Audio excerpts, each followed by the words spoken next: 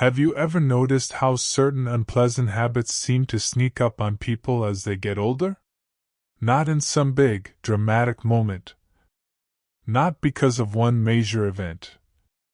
But gradually, quietly, almost like a shadow that slowly grows longer as the days pass. One morning, you wake up and realize that something small has shifted. A comment here. A habit there. A change in behavior that didn't exist a few years ago. And before you know it, these subtle patterns become part of your daily life. Even if you never intended for them to. What makes this even more interesting is that nobody talks about it. These little changes, these private habits, these quiet struggles. They live behind closed doors, whispered about only when someone feels brave enough to admit what they're dealing with. Yet almost every senior, or every family who loves a senior, experiences them. And that's exactly why we're here today. In this video, we're diving deep into 12 surprising and sometimes uncomfortable habits that seniors tend to develop with age. Habits that might look unusual or frustrating on the outside, but often come from real emotional changes, physical challenges, shifting priorities, or simply the natural progression of life. We're not here to judge. We're not here to point fingers. And we're definitely not here to shame anyone. Aging is one of the most human experiences there is. It happens slowly, and then all at once. And the truth is, every year brings new lessons, new limitations, and new ways of coping. This video is about awareness. About understanding yourself with compassion. About recognizing early warning signs. Not so you can feel guilty, but so you can stay in control of your habits, your happiness, and your health. It's about saying, yes, this is happening. Yes, it's normal. But yes, I can choose a better path. Because here's something many people never realize. These habits don't appear because someone is careless or stubborn. They appear because aging changes everything. The body, the mind, the emotions, the routines, and even our relationship with the world. If you've noticed even one of these habits in yourself, if a loved one keeps pointing out something you never used to do, or if you quietly wonder, is this normal? You are absolutely not alone. Millions of seniors around the world share these same experiences, even if they never talk about them out loud. By the end of this video, you'll not only know what these 12 habits are, you'll understand why they happen, and more importantly, how to prevent them from taking over your life. Because aging isn't just about adding years. It's about learning how to navigate those years with grace, awareness, and a little humor along the way. So settle in, take a deep breath, and open your mind with kindness. Let's begin. Point 1 of the earliest and most recognizable habits that tends to appear with age is the gentle, often unintentional act of telling the same stories, again and again, and again. It usually begins subtly. A familiar story slips into a conversation. That fishing trip from decades ago. The vacation where everything went hilariously wrong. The day a first grandchild was born. Or the moment of triumph they still remember with pride. At first, no one notices. Then, one day, someone realizes, wait, I've heard this before. And then they hear it again. And again. Sometimes word for word, as if the story has become a script written deep into the heart. But here's the important part. It's not always forgetfulness. And it's almost never intentional. Studies in psychology and gerontology show that as people age, their minds naturally drift toward memories that feel emotionally significant. Moments of joy. Moments of accomplishment. moments that shape their identity. Moments that remind them of who they used to be, and who they still are. Think about it this way. A younger person is busy building new memories, rushing toward the future. But seniors often begin revisiting the past, not because they're stuck, but because the past holds their most treasured scenes. These stories become anchors, comforts, and reminders that their lives have been full, meaningful, and worthy of retelling. So why does this habit happen? Part of it is comfort. These stories feel warm and familiar, like wrapping yourself in an old blanket that has always been there for you. Part of it is identity reinforcement. Repeating a memory helps someone keep hold of who they are, especially when life around them is changing faster than they want it to.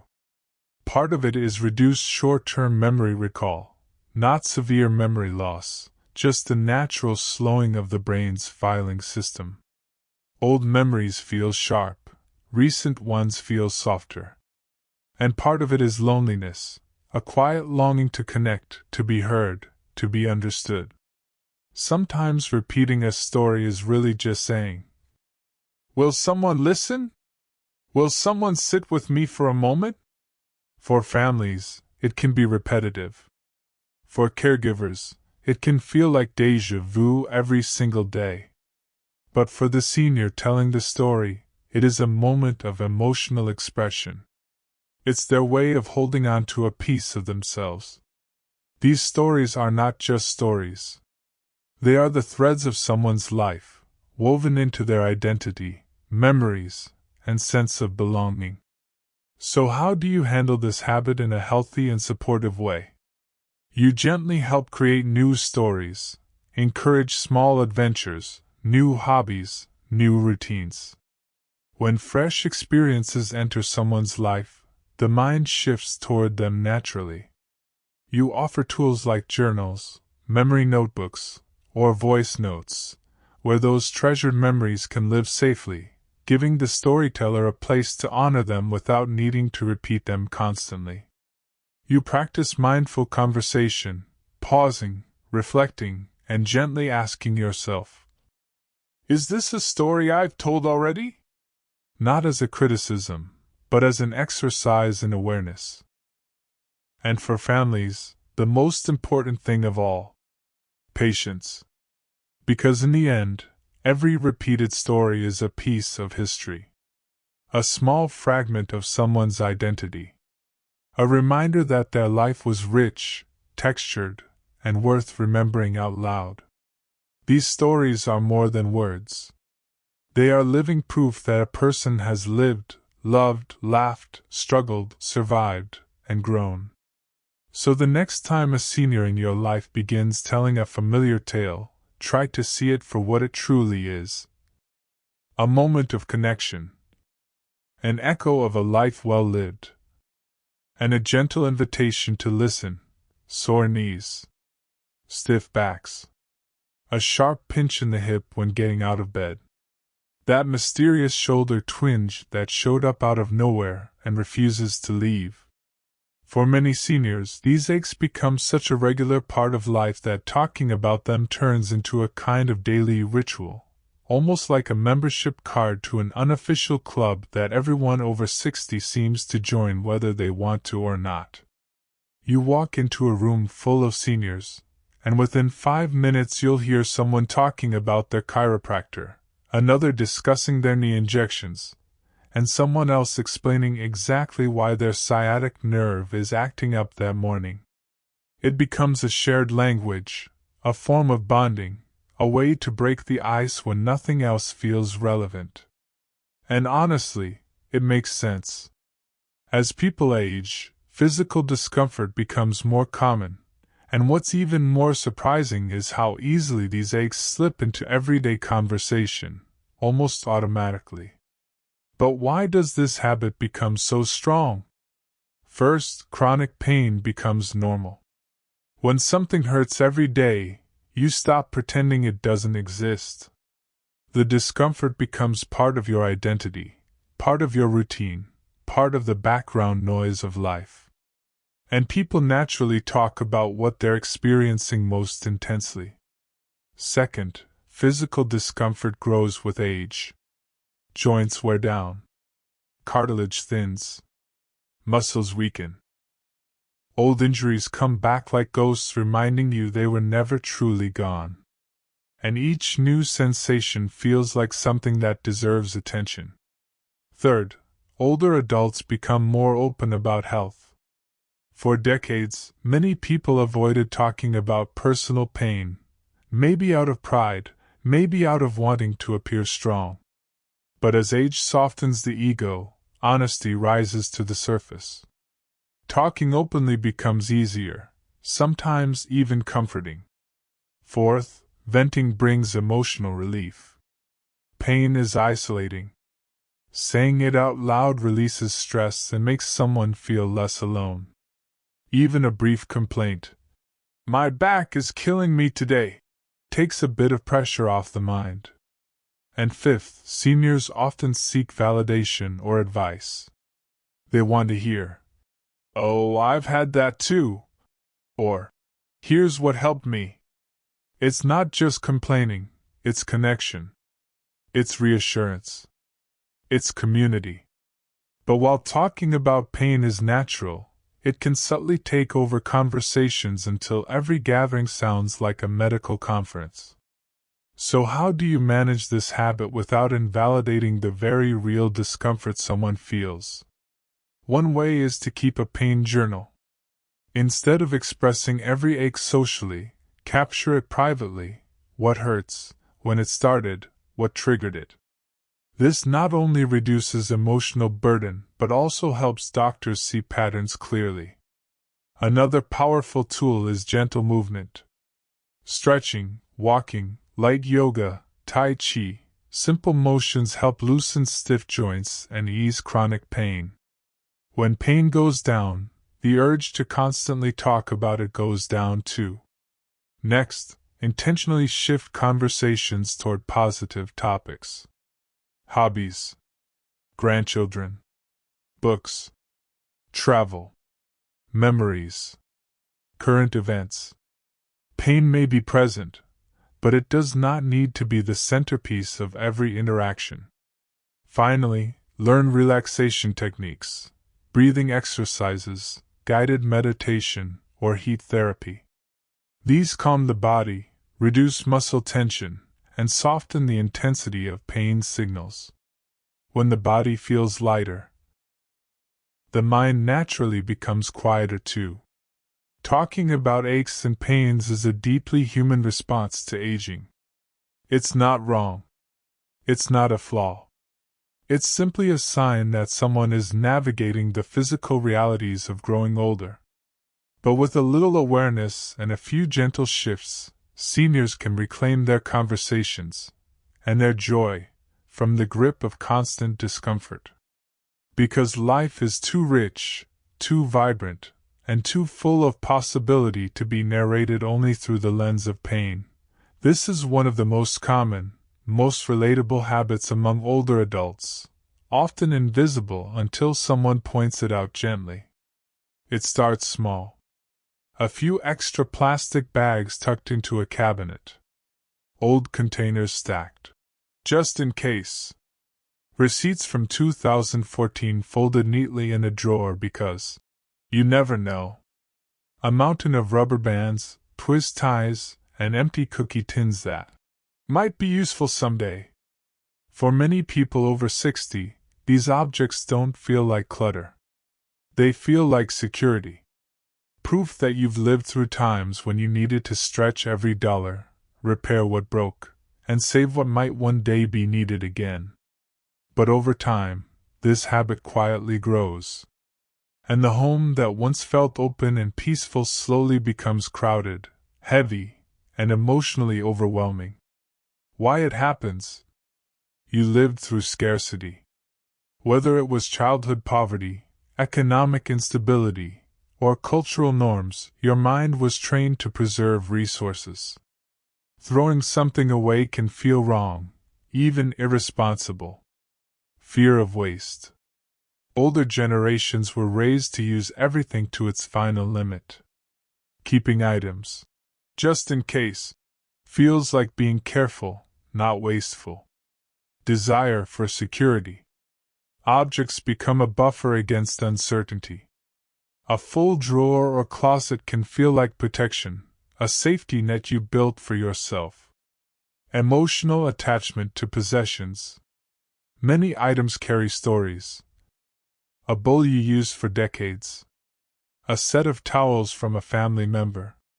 A gift from someone who has passed. Letting go can feel like losing a part of your past. Anxiety about the future. When the world changes quickly, holding on to familiar objects can feel grounding.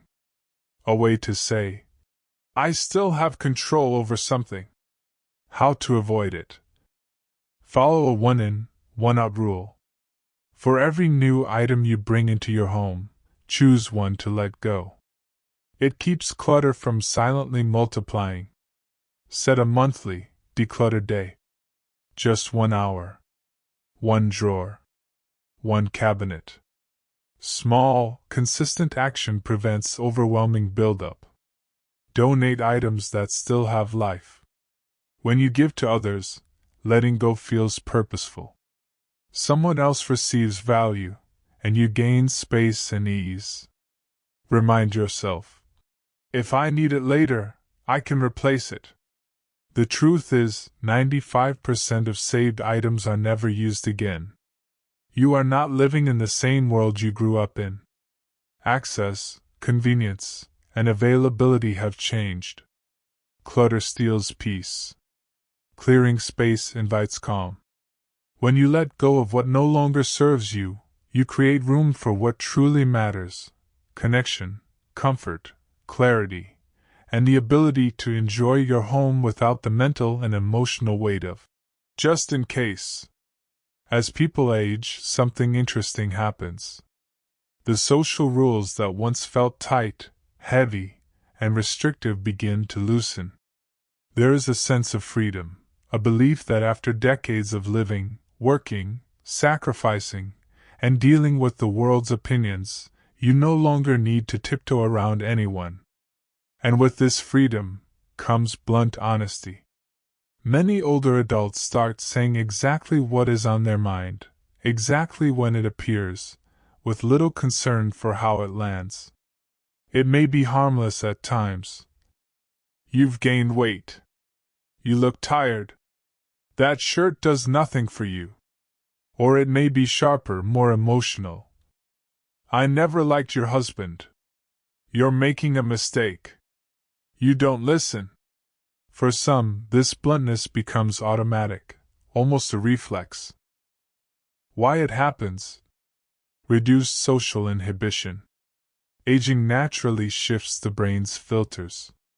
The internal pause button weakens, making thoughts come out faster and more directly. Feeling, I've earned the right to speak plainly. After decades of staying polite, avoiding conflict, and putting others first, many seniors feel they have paid their dues.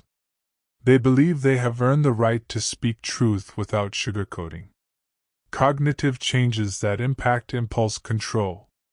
Even mild cognitive decline can affect how someone manages their reactions. It becomes harder to hold back strong feelings or edit comments. A lifetime of bottled-up emotions. Many grew up in eras where expressing anger, sadness, disappointment, or personal needs was discouraged. So now, in later life, all that suppressed emotion begins to surface, fast and unfiltered. Less concern about being judged. With age comes clarity. Opinions are temporary, relationships rise and fall, and people forget faster than we think. That realization often leads seniors to speak more boldly, unconcerned about backlash. How to avoid it? Pause before responding. Even a 2-second pause can transform a harsh comment into a thoughtful one. It creates space between impulse and action. Ask, is this kind or necessary? A simple self-check. If it is neither kind nor necessary, it may be better left unsaid. Practice active listening. Sometimes bluntness comes from reacting too quickly. When seniors slow down, listen more fully, and hear the whole story, responses naturally soften. Channel honesty into warmth, not criticism. You can be direct without being sharp. You can offer guidance without wounding. You can speak truth in a way that protects the relationship instead of damaging it. Honesty is powerful. But filtered honesty, guided by kindness, empathy, and self-awareness, is even more powerful. When seniors balance truth with tact, they strengthen relationships, reduce conflict, and create more meaningful connections with the people they love. As the years go by, routines slowly shift from being helpful structures to becoming invisible walls. It starts simply. Eating the same breakfast you have had for years, because it feels familiar. Sitting in the same chair every morning, because that spot just feels right. Driving the same route to the store, because anything new feels inconvenient, unnecessary, or a little uncomfortable. At first, these choices seem harmless. But over time, they become patterns. And eventually, those patterns become the borders of a smaller life. Older adults often don't realize how subtly this happens. What begins as comfort turns into confinement. What feels safe can slowly limit excitement, curiosity, and growth. Why it happens? Predictability feels safe. As life becomes more uncertain, health changes, family dynamics shift, mobility fluctuates, predictable routines provide a sense of control and stability. Fear of change. New experiences take more mental effort. Change feels risky. The unknown feels heavier with age. Reduced mental flexibility. The brain naturally becomes less adaptive as people get older. Without challenge and stimulation, it prefers the path of least resistance. Loss of control in other life areas. When seniors feel their independence slipping, they cling tightly to what they can control: schedules, habits, rituals, small daily decisions. Comfort and familiarity. There is emotional safety in what is known. Familiar foods, familiar routes, familiar habits form protective layers around the mind. How to avoid it? Try one new thing weekly. It doesn't need to be dramatic. A new recipe, a new walking route, a new class, a new volunteer role. Small novelty protects the brain and nourishes the spirit. Change a small part of the routine. Sit in a different chair. Rearrange the kitchen cabinet. Adjust breakfast. Even minor changes build mental flexibility. Join low-pressure social groups. Local book clubs, community centers, senior fitness classes, art circles. Any activity that gently nudges someone out of their bubble helps keep their world expanding instead of shrinking. Keep learning. Puzzles, memory games, musical instruments, crafts, reading, audio lessons. Learning is the brain's version of exercise. The more it is used, the stronger it stays. A flexible mind is a younger mind. And the seniors who stay open to new ideas, open to new people, open to new experiences, tend to remain sharper, happier, and more resilient. Routines can support life, but they should never become the reason life stops growing.